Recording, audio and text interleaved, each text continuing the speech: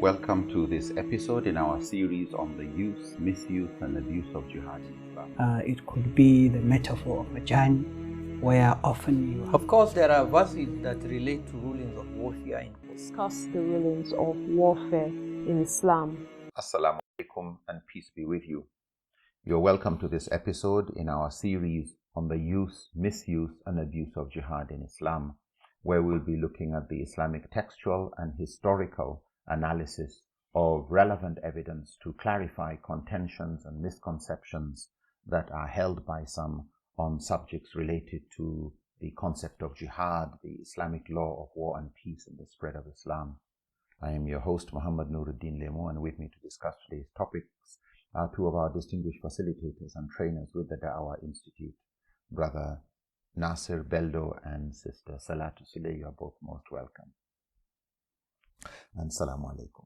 Alaikum assalam wa rahmatullahi wa barakatuh. I'd like to start, Sister Salatu, for us to look at, in this episode, what you would call a summary of the justification for warfare. What would be considered a justified reason to go to war? And yes, we've already discussed previously various do's and don'ts, that this is not about religion.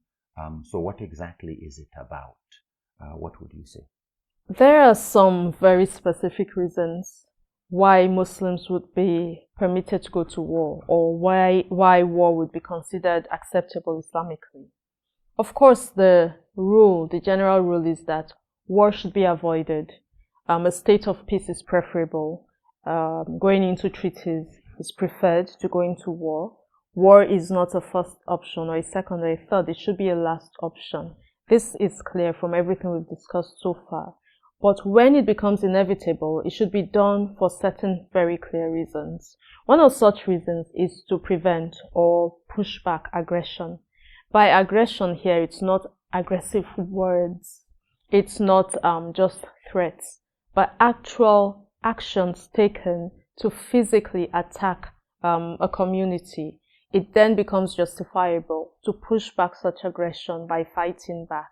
This we see this from the very first case of war fought by the Prophet ﷺ. Allah's permission being given because he said, they drove you out of your homes, they did this, they did that, they persecuted you for your faith. Which then takes me to the second reason why war would be considered justifiable. This is where Muslims are attacked because of their faith. They are physically attacked, they are oppressed or persecuted because of it.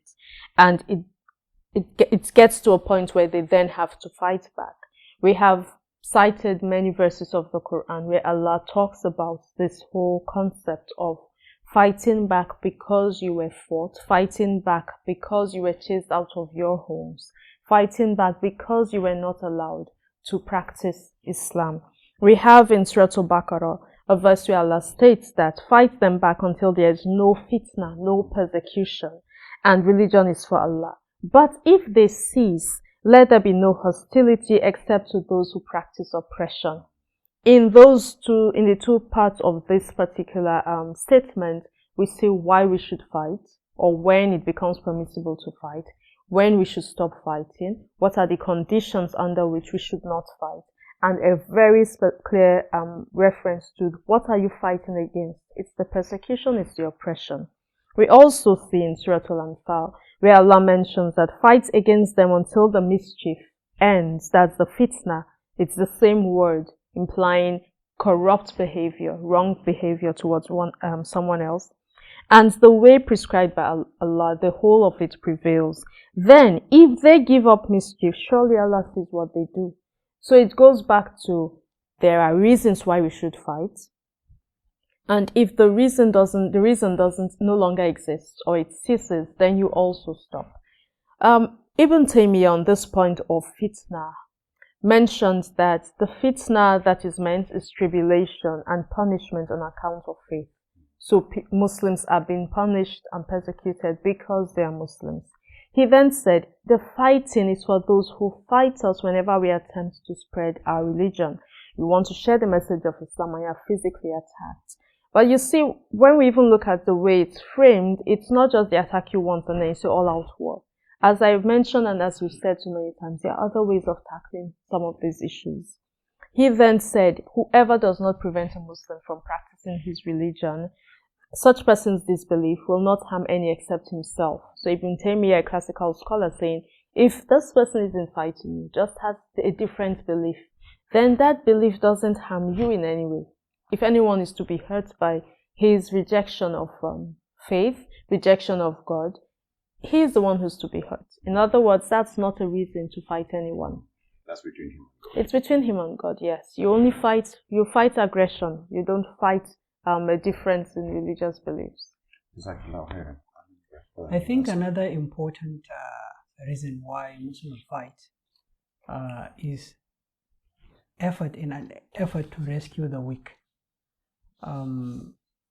Muslims are supposed to stand with the weak, try to help them out and get them out of, persecution.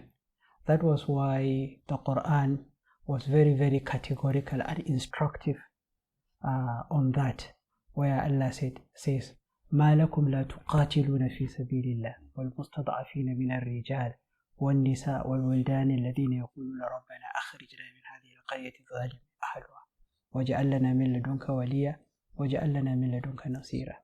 That it becomes obligatory, it becomes incumbent on Muslims. In fact, the statement, ما لكم, why can't you? That was what the Quran says. Why can't you fight fi sabilillah, for the sake of Allah, when the weak people among children, the old, the vulnerable in the society are crying and saying, oh Allah, send us somebody who is going to rescue us, somebody who is going to take us out of this persecution, out of this oppression. So rescuing the weak becomes very, very critical.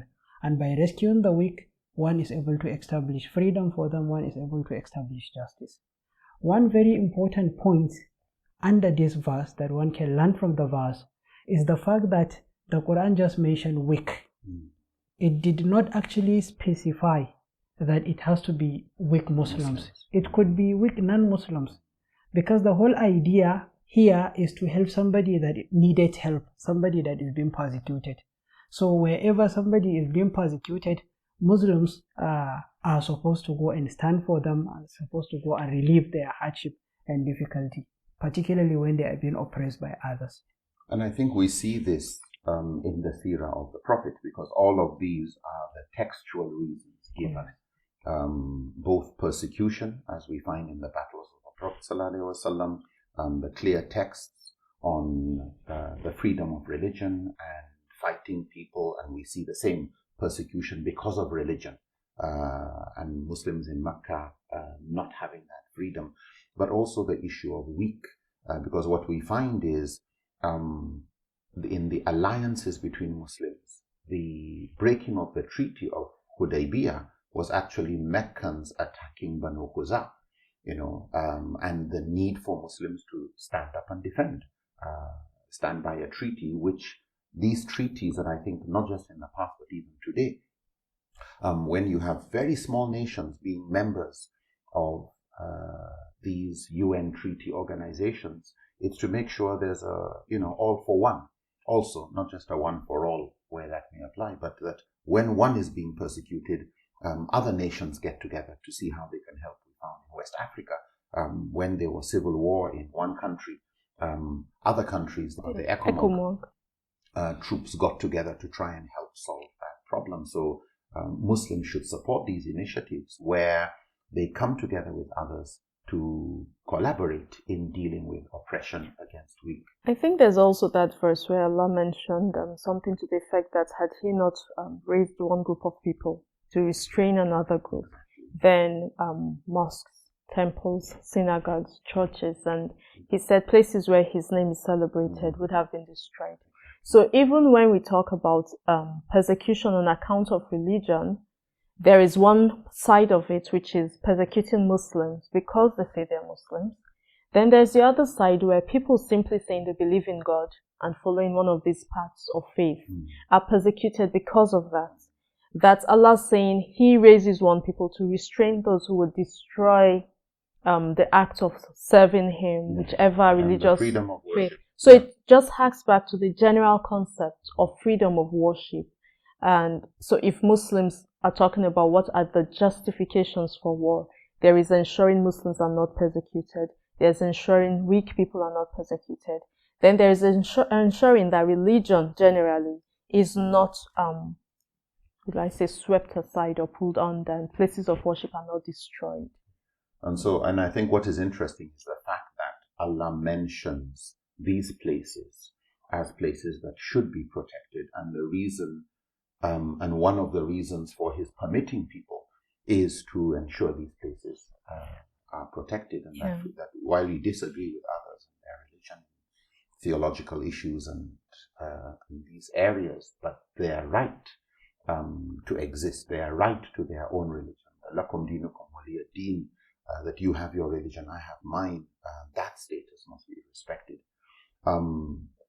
What I'd like to look into is, we live in a world where there are a lot of treaties, and now and then a time comes when somebody has broken a treaty.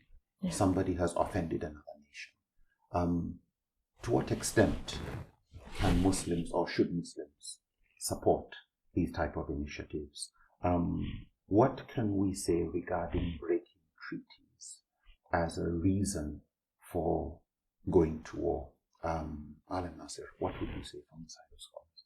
I think before even getting into this, another very important example regarding this idea of fighting and standing for the weak is the case of Hilful Fudul, where Rasulullah mentioned an incident that happened even before the coming of Islam, which he was part of, which is about this, this alliance for justice, alliance of virtue, alliance that actually is about trying to protect the weak and ensure that he has not been persecuted in any way.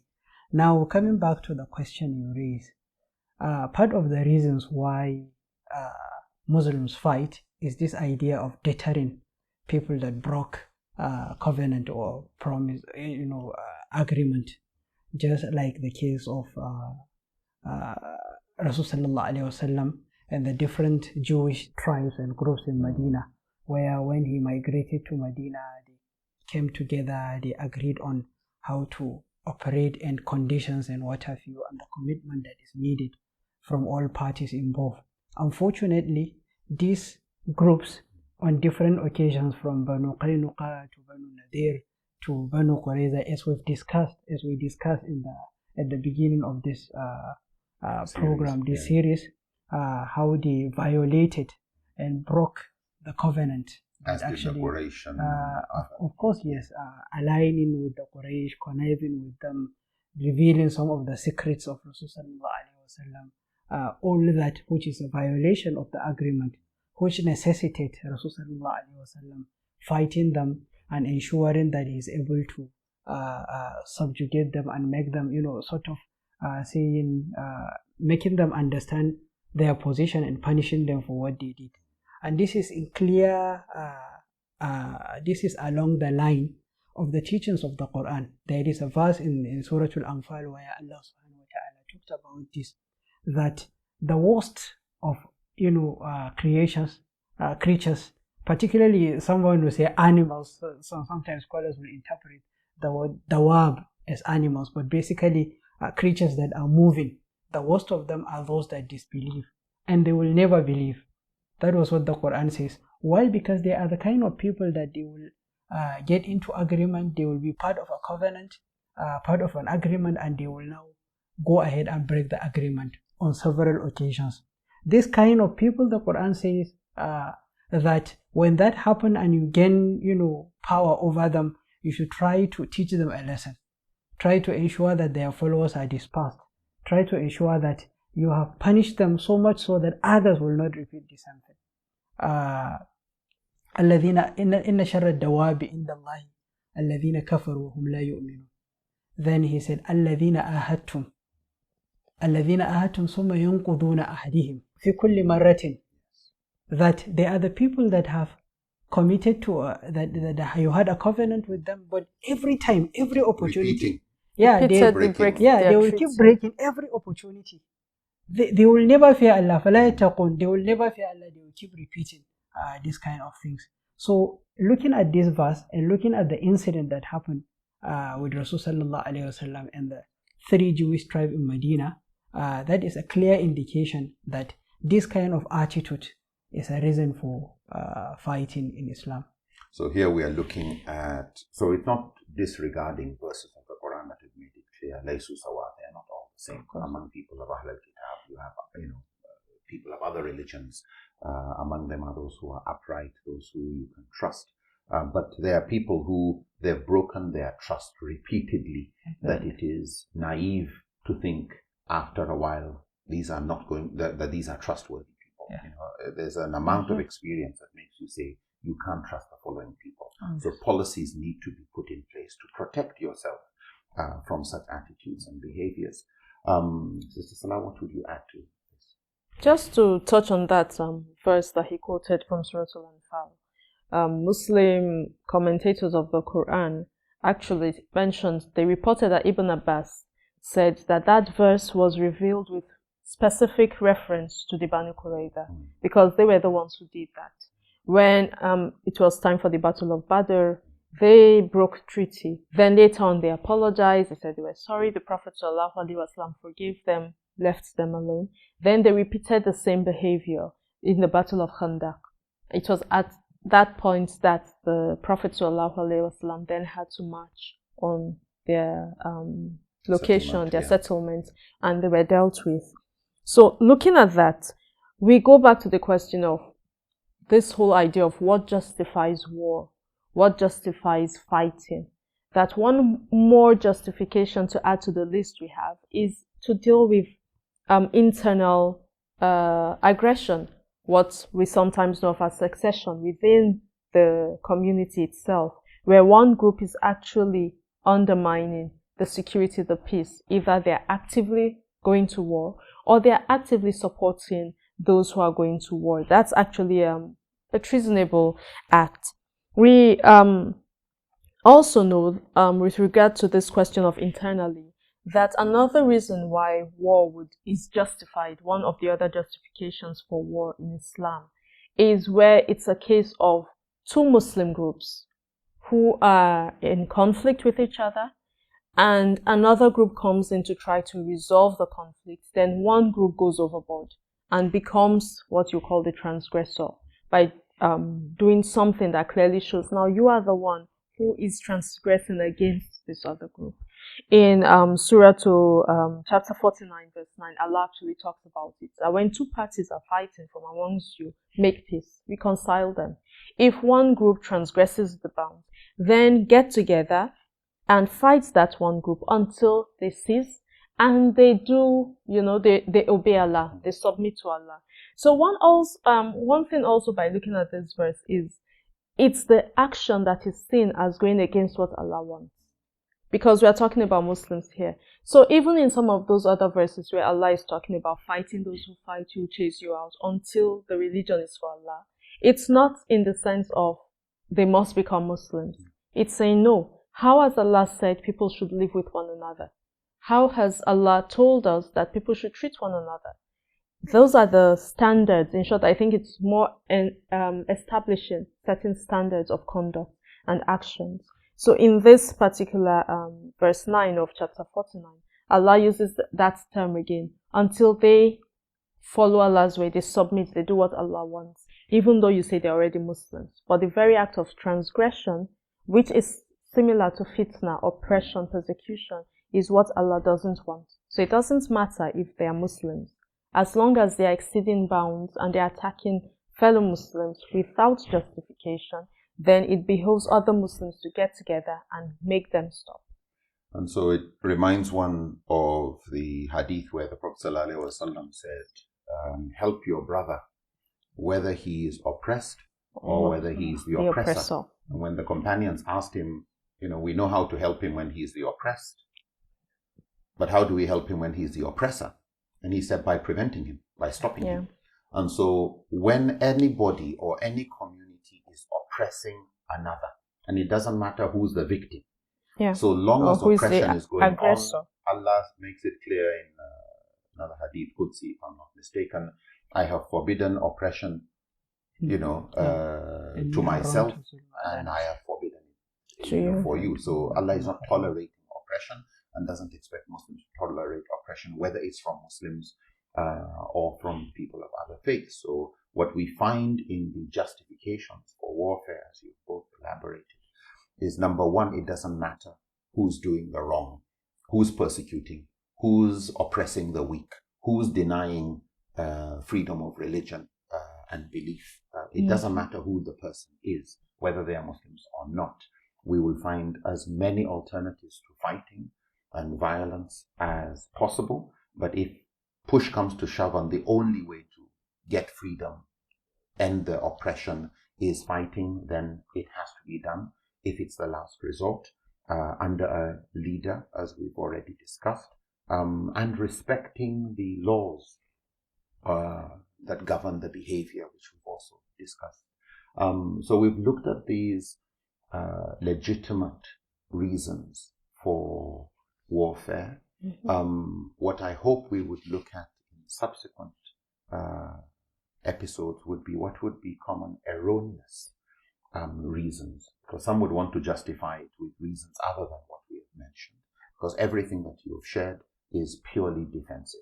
It is where you are not the perpetrator, you are not the one being oppressive, you are the victim of oppression, or you see other victims of oppression and you go to help people out. And I think this is an important point, that the victims may be Muslims, they may be non-Muslims, but we must remove oppression by all means possible and ethical, inshallah. So we'll stop there, inshallah. Just to thank you for your contributions and insights. Thank you. Until next time. Assalamu alaikum wa rahmatullahi wa barakatuh.